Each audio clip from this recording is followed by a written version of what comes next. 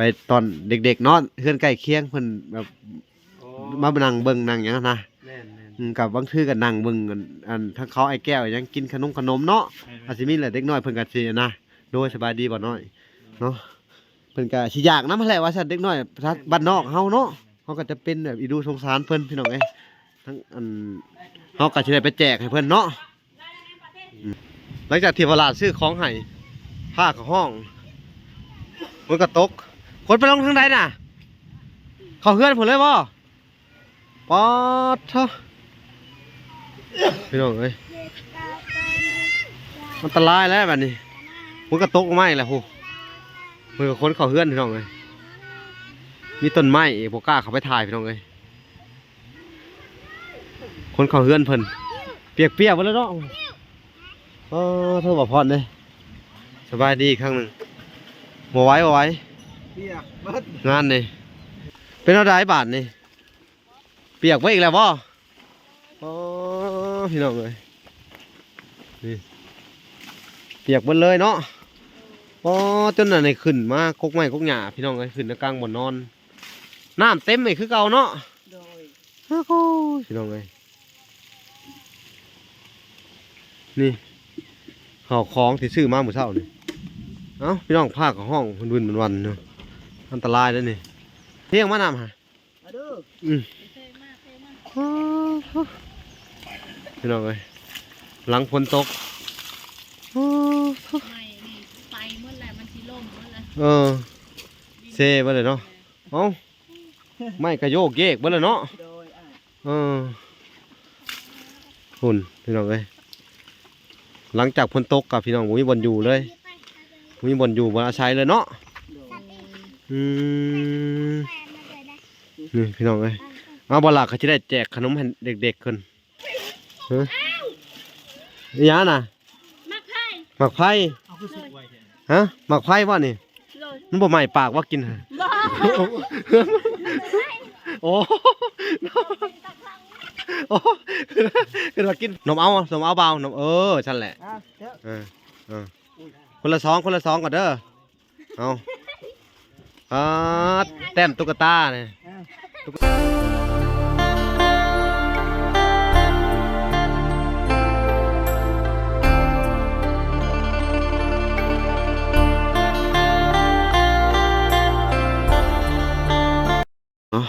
บอลากะจะได้ซื้อขนมพี่น้องเอ้ยไปผากทั้งอันเด็กๆเพิ่นในใกล้ๆเพื่อนทั้งอันอ้ายแก้วแล้วก็เอ้ยวันพี่น้องเอ้ยเพราะว่าเด็กๆน้อยเพิ่นก็สิมีหลายเนาะกะเป็นปัจจัยทั้งอันแม่ตู้ USA พี่น้องเอ้ยเพิ่นว่าให้ซื้อข้าวต้มขนมไปผากเขาในเด้อลูกเพิ่นน่ะเอ้าเฮาก็สิได้ซื้อขนมเนาะนี่เนาะไปกับบ่าวพรโอ้สบายดีเด้อบ่าวพรเด้อโดยไปซื้อขนมนี่ว่าเอาตัวนี้แหละไปให้ทุกคนเนาะเป็นแพ็คเลยพี่น้องเลยก็จะได้ไปตอนเด็กๆเนาะเพื่อนใกล้เคียงเพิ่นแบบมานั่งเบิ่งนั่งหยังนะกับบางทื่อก็นั่งเบิ่งอันทั้งเขาไอ้แก้วยังกินขนมเนาะอาจสิมีแหละเด็กน้อยเพิ่นก็สินะโดยสบายดีบ่น้อยเนาะเพิ่นก็สิอยากนำแหละว่าซั่นเด็กน้อยบ้านนอกเฮาเนาะเฮาก็จะเป็นแบบอีดูสงสารเพิ่นพี่น้องเอ้ยทั้งอันเฮาก็สิได้ไปแจกให้เพิ่นเนาะพี่น้องเอ้ยกะบ่ร้ายกะเล็กๆน้อยๆกะซ้ำนี่ก็โอเคอยู่ดอกเนาะดีใจเนาะพี่น้องเอ้ยพี่น้องเอ้ยผ้าห้องผ้าน่ะก็อยู่ผ้ากันย่านกันอยู่โอ้ปอเข้ามากันลำบากสงสัยสิติดฝนพี่น้องเอ้ยมื้อนี้ฮะเดี๋ยวหาสิเข้าไปเบิ่งว่าเพิ่นอยู่จังได๋ตอนฝนตกเบาแก้วเพิ่นกับเมียเนาะเอ้าแม่ค้ามาเอาอันเงินเด้อรถเข้าบ่ได้พี่น้องเอ้ยเวลาต้องย่างกันไปฝากธนาคารไว้อยู่แล้วเท่าไหร่นะ60เอาพี่น้องค่ะให้เพิ่นเอาไปเนาะ60โดย60,000เนาะพี่น้องเนาะก็จะได้เข้าไป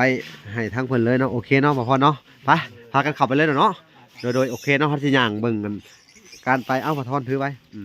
ให้มาน้อยถือพี่น้องเลยเอาไปออกเดินทางโอ้มีดอกกระเจียวด้วยเนาะมาน้อยซื้อดอกกระเจียวพี่น้องเลย อ๋อหนทางพี่น้องเอ้ย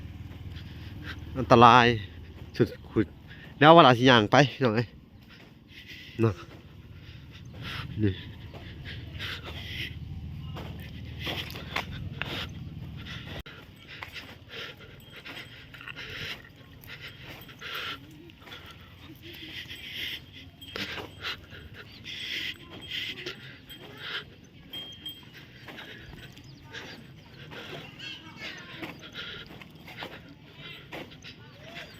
นี่พี่น้องเอ้ยสภาพหนทางเนาะฝนก็ตกแห้งเลยหูนูรถจักรไปบ่ได้แล้วพี่น้องเอ้ยรถบ่หลาเลยจอดไว้ก่อนพี่น้องเอ้ยนี่เนาะ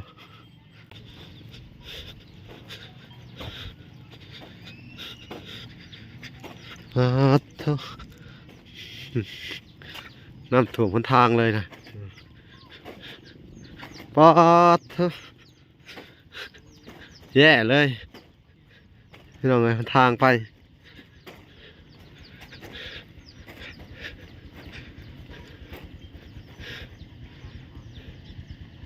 บ่ได้แล้วแบบนี้พี่น้องเอ้ย ลำบากเติบเนาะบ่พ่อเนาะเข้าไปบ้านช่วยกันนี่รถปานนี่เนาะแต่รถบ่ลาไปบ่ได้เลยจอดไว้โอ้พากันห้องพี่น้องเสียงพาห้องโอ้สบายดีเด้อบ่น้อยสบายดีบ่พร เป็นได้บาทเองบ่ เออไป เป็นได้บาทเอง ย่างไปนี่แล้ว ย่างไปบ่ ไป ย่างก็ย่างจ้ะหรือว่าเสียน้ำรถไปบ่ ฮะ เสียน้ำรถอยู่บ่ พี่น้องเอ้ยไปย่างไปเอาพี่น้องเอ้ยเข้าไปเบิ่งว่า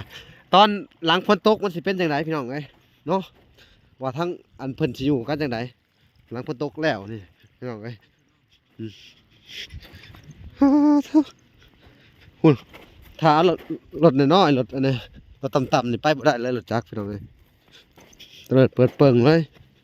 หนทาง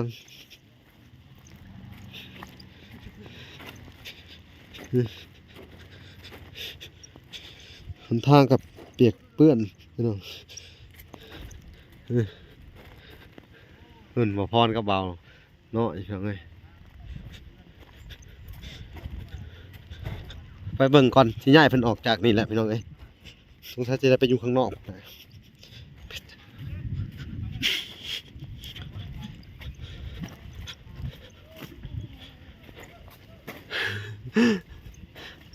พี่น้องเอ้ย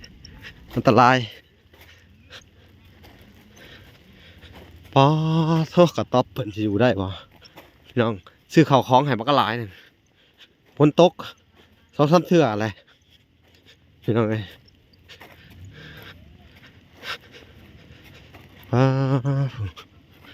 ชาวบ้านเพิ่น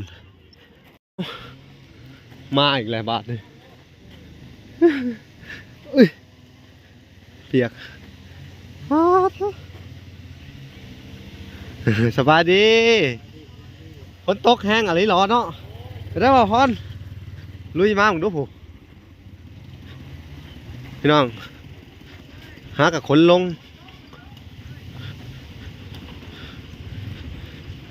ฮะพี่น้องเอ้ยหลังจากที่ตลาดซื้อของให้ผ้ากับห้องมันก็ตกคนไปลงทางใดน่ะเขาเฮือนผมเลยบ่ปอดเถอะพี่น้องเอ้ยมันอันตรายแล้วแบบนี้มันก็ตกไม่แหละผู้มันก็คนเขาเฮือนพี่น้องเอ้ยมีต้นไม้โบกล้าเขาไปถ่ายพี่น้องเอ้ยคนเขาเฮือนเพิ่นเปียกๆไปแล้วเนาะอ๋อเธอบอกพอดเลยสบายดีอีกครั้งหนึ่งบ่ไหว้เปียกเบิด งานนี่เฮือนเพิ่นก็คือเก่าสภาพพี่น้องเอ้ยเฮาถ้าได้ดินหลังชายเพิ่นออกไปอยู่พุ่นนี้ก่อนเนาะ ออกไปไว้นี่ แล้วก็ทางผู้ใหญ่เพิ่นแนะนำให้มาที่เพิ่นว่าทางแม่แก้วเพิ่นว่าให้เฮ็ดสังกะสีที่อันให้มาแล้วก็ซื้อผ้าแอมมาอัดไว้สิสังกะสีนะ เฮ็ดชั่วคราวไว้ไว้ เฮ็ดชั่วคราวกระต๊อบน้อยๆเด้นี่ต้นที่เราย่างออกไปนี่ เฮ็ดแบบนี้เลยเนาะ แบบนี้แหละแต่ว่าเอาพี่น้องเอ้ยเขามาเบิ่งสภาพฝนตกกดทั้งมือทั้งวันรถเข้าไปใช้บ่ได้เนาะอ๋อสิบ่ได้ลงคลิปอีกแล้วพี่น้องเอ้ยลงคลิปซ่าอีกแล้วพี่น้องเอ้ยมื้อนี้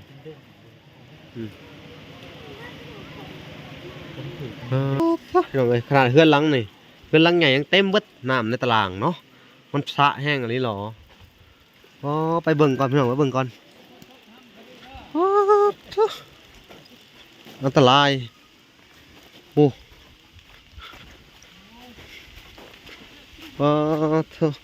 เปียกอีกแล้วพี่น้องเอ้ยเป็นอะไรบาทนี่เปียกไว้อีกแล้วบ่อ๋อพี่น้องเอ้ยนี่เปียกหมดเลยเนาะอ๋อจนไหนขึ้นมากกไม้กกหญ้าพี่น้องเอ้ยขึ้นในกลางบ่อนนอนน้ำเต็มเลยคือเก่าเนาะโดย โอ้โหพี่น้องเอ้ยนี่ห่อของที่ซื้อมาเมื่อเช้านี่เอ้าพี่น้องผ้ากับห้องวุ่นๆวันๆเนาะอันตรายแล้วนี่โอ้โหเอาจังได้แต่กายาได้ดินแล้วก็เขาย้ายออกไปอยู่นอกพุ่นเนาะย้ายออกมาเอ้าเที่ยงมานำฮะเท่มากเท่มาก พี่น้องเอ้ยหลังฝนตกไม่นี่ไปเมื่อไหร่มันสิล่มเมื่อไหร่เซ่บ่เลยเนาะเอ้าไม่กระโยกเยกบ่เลยเนาะหุ่นพี่น้องเอ้ยหลังจากฝนตกกับพี่น้องมีบ่อนอยู่เลยมีบ่อนอยู่บ่อาศัยเลยเนาะนี่พี่น้องเอ้ยเอาบ่ล่ะเขาจะได้แจกขนมให้เด็กๆคนก่อนเนาะพี่น้องเอ้ยนี่เป็นอะไรกินนี่เปียกเบิดเนาะข้าวของเนาะข้าวของที่เวลาซื้อมาให้ทั้งส่วนดูแลดีๆเด้ออย่าเอาไว้บนอื่นได้พอผากไว้บนได้บนหนึ่งกะเวลาไปหาอยู่หากินเนาะยันคนหลักไปเด้อป่านนี้มีเพื่อนเป็นข้อจะคล้องกับผู้แหละ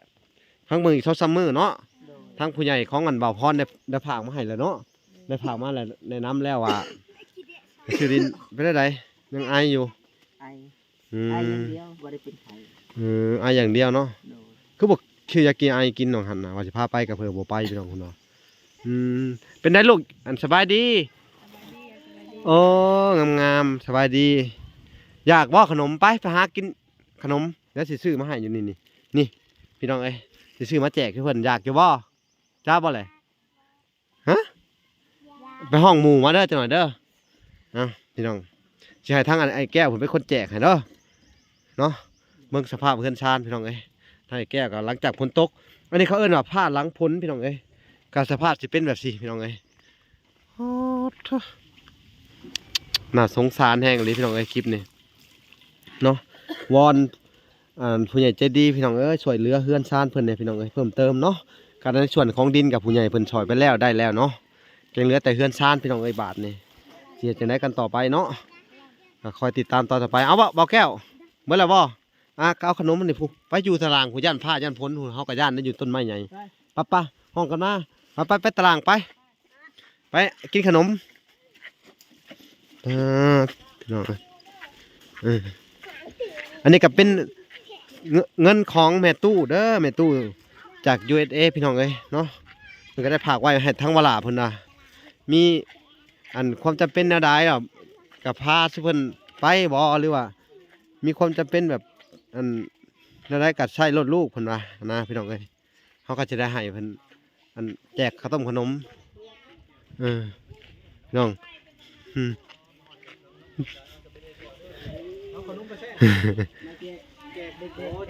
นี่มายืนแจกเลยห้องมาเด้อมากินขนมเด้อยืดแถวเข้ามาแหละน้อง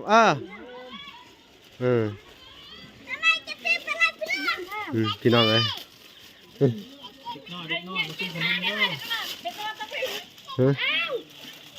ยาน่ะหมักไผ่ฮะหมักไผ่ว่านี่มันบ่ใหม่ปากว่ากินฮะโอ้คือว่ากินไผ่ใหม่ปากเนาะ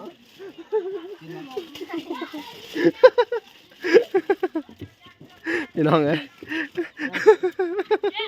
ถูจ้าโดยอันนั้นเอาก่อนเอาคนละสองก่อนน้อยนบเอาก่อนนบเอาถึงนบเอา นมเอาเบานมฉันแหละ อ้าวเด้อ เออคนละสองก่อนเด้อเอาแต้มตุ๊กตาเนี่ย อ้าว ตุ๊กตาหมีน่ะพี่น้องเอ้ย ลูกแล้วลูกแล้วอย่าเพิ่ง พี่น้องเอ้ยนมเอาไว้ฉันแหละเข้ามาเจ้าน่ะเข้ามาผูกกินไผ่ฮะโดยเอาพี่น้องเอ้ยลูกเพิ่นเองพี่น้องเอ้ยบอกแก้วเพิ่นก็เป็นคนแจกขนมเบิดทันทีบ่เดี๋ยวไปแจกให้พุ่นผู้สาวพุ่นพี่เห็นไหมเอาพี่น้องเอ้ยแจกเอาพี่น้องเอ้ยพุ่นน่ะเอาขนมเอาผู้สาวก็อายพี่น้องเอาชนละสองเด้อ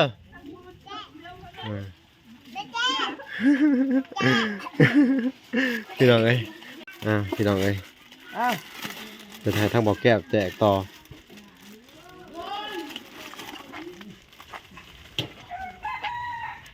ก่อนแท้มันก็หรอกแม่ไรแม่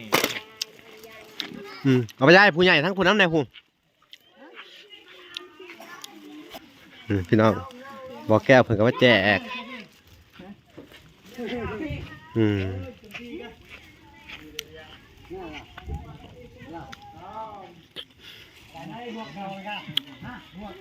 เอาพี่น้องเอ้ย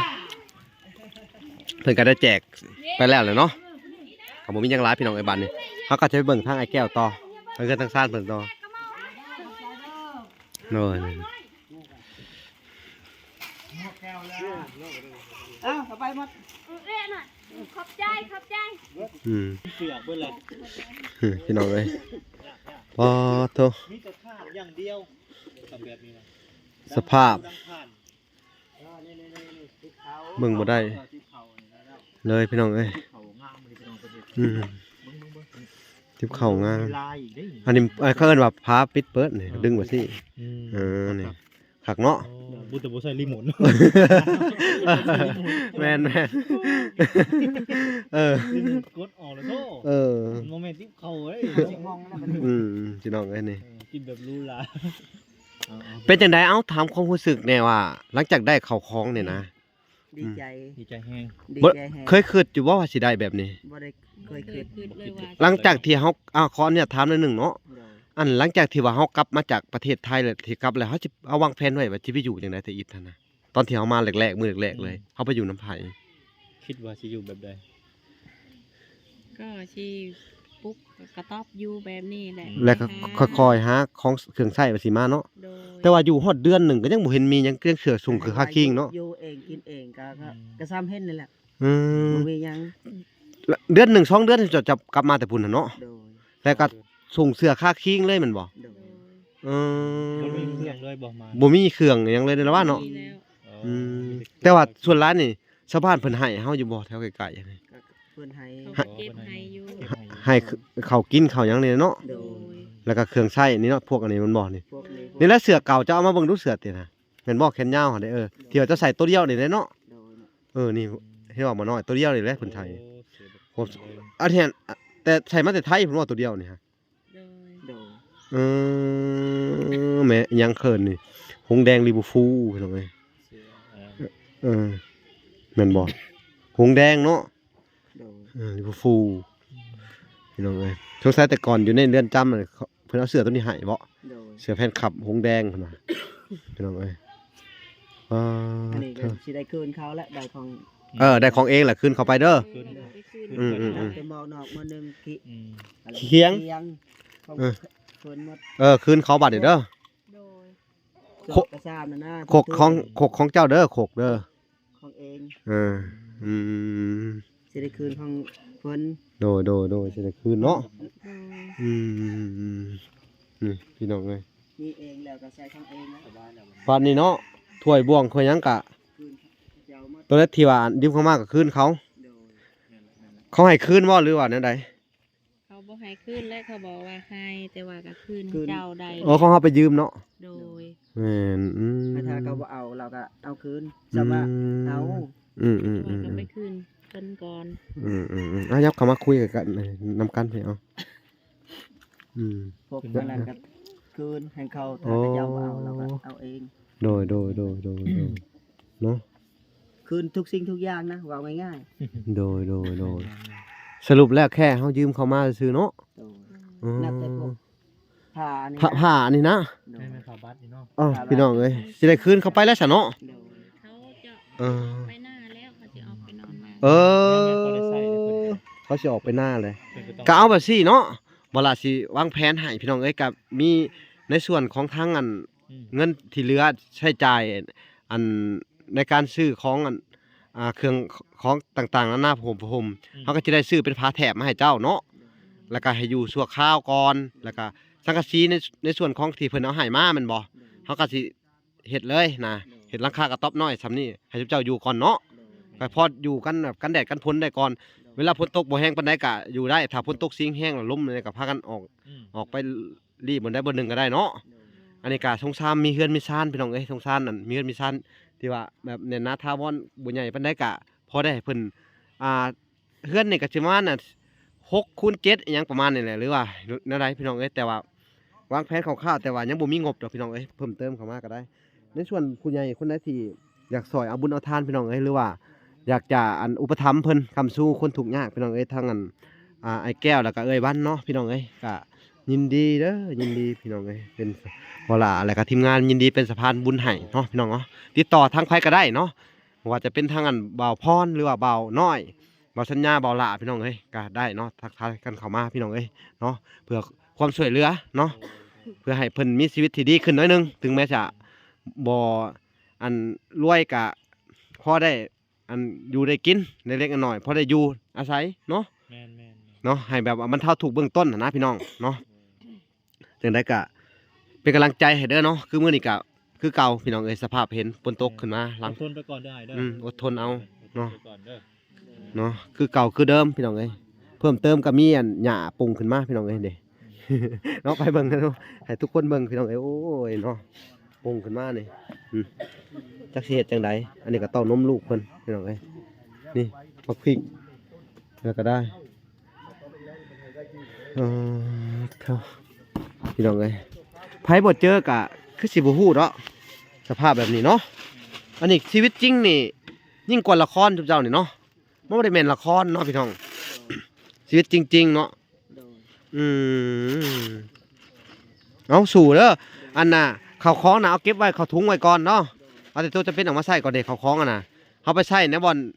เนื้อที่เฮาเองก่อนเนาะในเมื่อเฮามีเนื้อที่เฮาเองแล้วก็เอาจ้ะอันขอบุญขอบคุณผู้ใหญ่เพิ่นเนาะเอามาขอบคุณผู้ใหญ่เพิ่นอันทางอันอันน่ะแม่ทอนแก้วแล้วก็แม่ดอกแก้วเนาะเอาก็ขอบุญขอบคุณเพิ่นนะเนาะขอบคุณเด้อสื่อบ่เป็นนะ อันแม่ทอนแก้วแม่ดอกแก้วกับแม่ทอนแก้วแม่ทอนแก้ว โดย มาช่วยเหลือพวก ลูกหลาน ลูกหลาน โดย คนทุกข์ยากให้ร่ำให้รวย ขอให้ร่ำให้รวยขอให้สุขภาพแข็ง แข็ง แร แรง ง โดย ให้อยู่ดีมีแหง ขอให้อยู่ดีมีแฮง หาเงินให้ได้เงินหาทองให้ได้ทองเด้อ โดย สาธุ เอาพี่น้องเอ้ยกัดเนาะลูกเต้ากับแอลจักเสียจังไดนั่นเด็กน้อยเนาะก็บ่ฮู้สิเฮ็ดจังไดพี่น้องเอ้ยเอ้าก็มีแต่สู้กันไปก่อนเนาะตอนนี้ก็ได้ครึ่งหนึงแล้วเนาะอันนี้ก็เบิดงบประมาณนั่นอยู่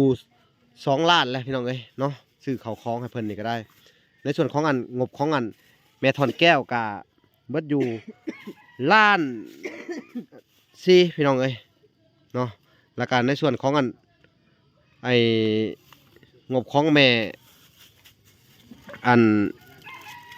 แม่ดอกแก้วพี่น้องเอ้ยครับเบิดอยู่ประมาณ3-4 แสนพี่น้องเอ้ยแล้วก็ยังเหลืออยู่เนาะยังเหลืออยู่มื้อนี้ก็สิได้เขาไปซื้อเป็นผ้าห่มแล้วก็สาดเพิ่มอีกพื้นหนึงหมอนเนาะหมอนนี่ต้องซื้อให้ครบกันเลยแม่นบ่พอเฮาได้อันสังกะสีพี่น้องเอ้ยสังกะสีแล้วก็ได้อันผ้าแถบเนาะเฮาซื้อทั้งหมอนทั้งอันหยังให้มันครบเปิ้นเนาะคือว่าซื้อมาตอนนี้สภาพนี่เปียกเบิดเลยเนาะก็ยังบ่ทันได้ซื้อเนาะพี่น้องเนาะก็ต้องรออันให้เพิ่นได้ที่ได้ทางได้กระต๊อบใหม่พี่น้องเอ้ยเนาะก็จะสิได้ซื้อให้ทางเพิ่นเนาะ อันนั้นก็เป็นหยังน่ะมีดบ่เก็บออกตัวน่ะทิ่มแล้วก็เอาตัวใดยันที่ว่ามันเปียกแล้วมันเสียหายก็เอาใส่ถุงไว้ก่อนเนาะนั่นแหละพี่น้องเอ้ยเอาโอเคเนาะคลิปนี้ก็บ่มีหยังพี่น้องเอ้ยทางบ่ล่ะแล้วก็จะได้อันจบคลิปก่อนพี่น้องเอ้ยก็ยังจะอยู่ในเฮือนในชาติเพิ่นคือเก่าหั่นแหละพี่น้องเอ้ยก็อัปเดตเรื่องราวของเพิ่นไปเรื่อยๆพี่น้องเอ้ยเอาติดตามตอนต่อไปพี่น้องโอเคคลิปนี้ก็สิได้จบแต่เพียงเท่านี้ก่อนเนาะพอกันใหม่เด้อเอาคลิปหน้าเอาสบายดีเด้อสบายดีเอาพี่น้องเอ้ยบ๊ายบาย